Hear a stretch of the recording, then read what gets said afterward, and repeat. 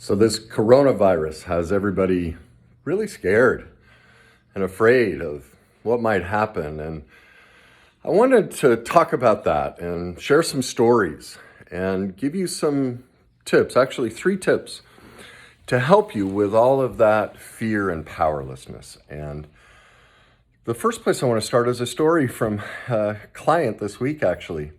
She came in the office really afraid of this coronavirus. And, she's like, my God, I just got over cancer and now this. And I said, well, let's talk about that. I said, tell me what was so bad about cancer after all. And her eyes kind of lit up. She's like, what do you mean? I said, well, let's look at that. I said, what gift did you get from cancer? And she paused and thought about it for a while. And she's like, well, kind of a smile started to come across her face. And she said, one of the gifts I got was I dealt with a lot of childhood pain, a lot of anger and resentment because I was never able to stand up for myself. And the more I did that, my doctors were shocked because my test levels, they're like, what are you doing? Because you shouldn't be recovering this fast. And so as I addressed that stuffed pain, that was a major contributor to my cancer, I started to get better.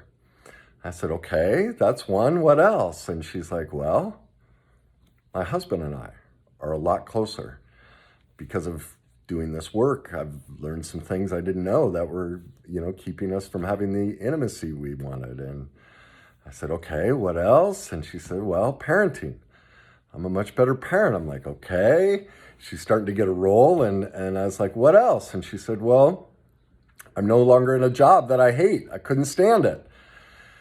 And so I reminded her, I was like, do you see what you discovered? Cancer was the greatest gift in your life. Now, I'd never wish coronavirus or cancer on anyone, but it's been my experience that the most awful thing in life is the greatest gift when you can learn to look at it differently. Instead of being in that fear, powerless place, to ask this simple question, where's the gift?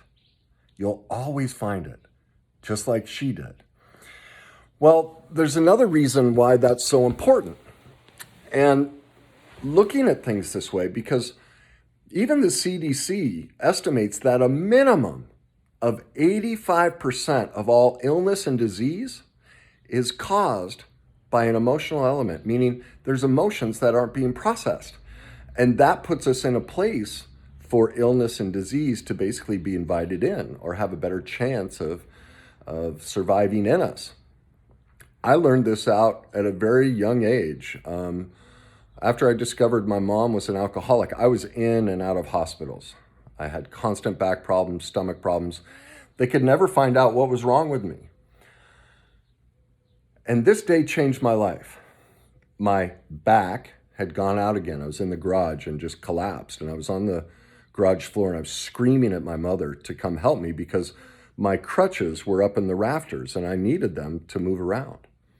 And after yelling for several minutes and no reply, I finally screamed out, you selfish son of a bitch, when are you ever going to stop drinking so you can take care of me? I still, to this day, get chills because it was in that moment I realized, just like the CDC says, I had been making myself sick and hurt to control my mom's drinking. That was the last day I had any stomach or back problems. There was another example I had. It was just a couple years after that. A similar situation to this coronavirus. I was playing junior hockey up in Canada, and there was a pandemic of strep going around. And I remembered that day in the garage, and I went, you know what? I'm not going to get it. I refuse to get this strep. Well, they were shutting down games, everything. In the house I was living in, everyone got strep. Everyone on our team and management, the front office, everybody got it. I was the only one who didn't. You see, our feelings about things really drive our behavior and our outcome. So I want to give you some tips to help you with that and to shift those feelings. And one of them is kind of silly.